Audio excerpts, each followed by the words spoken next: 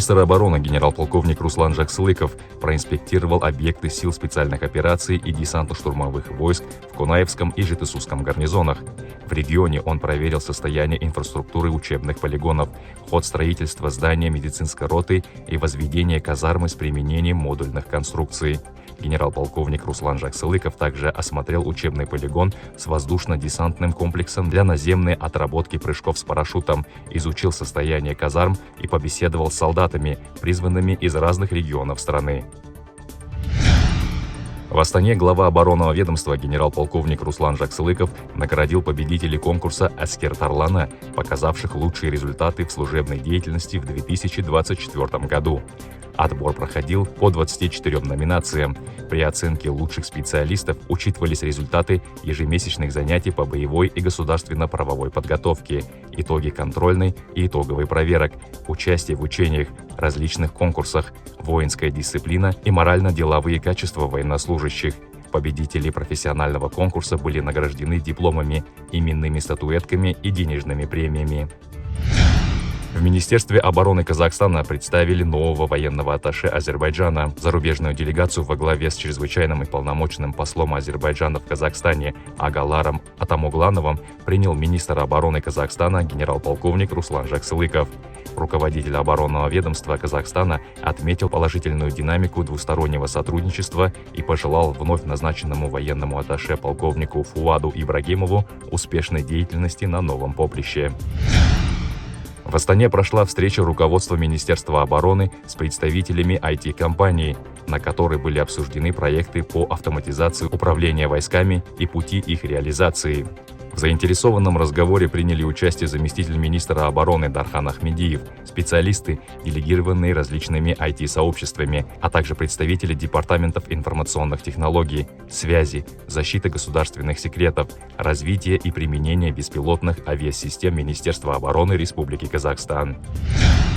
Казахстанские десантники проходят курс обучения на базе всемирно известной индийской школы борьбы с повстанцами и ведения боевых действий в джунглях. На тренировках в условиях плотной растительности и ограниченной видимости военнослужащих учат не только выживать, но и вести боевые действия. Практические занятия включают стрельбу боевыми патронами по имитациям террористов, что позволяет воссоздать реальные боевые ситуации. Кроме того, обучающиеся проходят психологическую подготовку, позволяющую действовать в экстремальных ситуациях и находить контакт с местным населением. Мероприятие, организованное в рамках двустороннего сотрудничества оборонных ведомств Казахстана и Индии, продлится до 30 декабря. Силы воздушной обороны и Астана International University подписали меморандум о сотрудничестве в образовательной, научной и практической сферах. Документ предусматривает разработку и реализацию совместных учебно-образовательных программ, проведение научных исследований, прохождение практики и обмен опытом в различных сферах деятельности. Сотрудничество также открывает новые перспективы для подготовки кадров и реализации совместных проектов. Военнослужащий сил специальных операций майор Вадим Федосеев вернулся с победой из Москвы.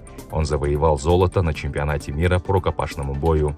В состязании, прошедшем в столице Российской Федерации, приняли участие спортсмены из 18 стран. Соперниками майора Вадима Федосеева в весовой категории свыше 73 килограммов были спортсмены из Туркменистана и России. В финальном бою он одержал победу над представителем Узбекистана со счетом 11-7. В международном аэропорту чемпионов встретили сослуживцы, которые тепло поздравили военнослужащего с завоеванием чемпионского пояса.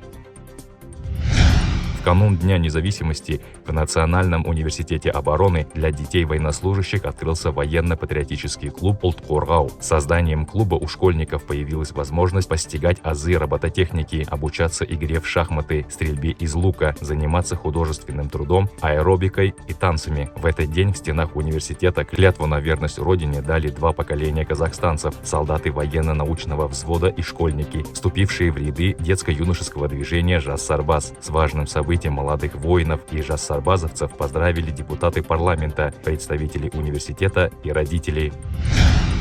Военнослужащие военно-инженерного института радиоэлектроники и связи встретили казахскую певицу Бибигуль Тулегенову в международном аэропорту, куда она вернулась после концерта в Астане. Бибигуль Тулегенову, которой 16 декабря исполнилось 95 лет, военнослужащие и курсанты вуза встретили с военным оркестром. Таким образом, они выразили глубокое уважение великой певице, чье творчество неотделимо от истории и культуры Казахстана. Курсанты военного института отметили, что встреча с легендой казахстанской сцены стала для них важным событием.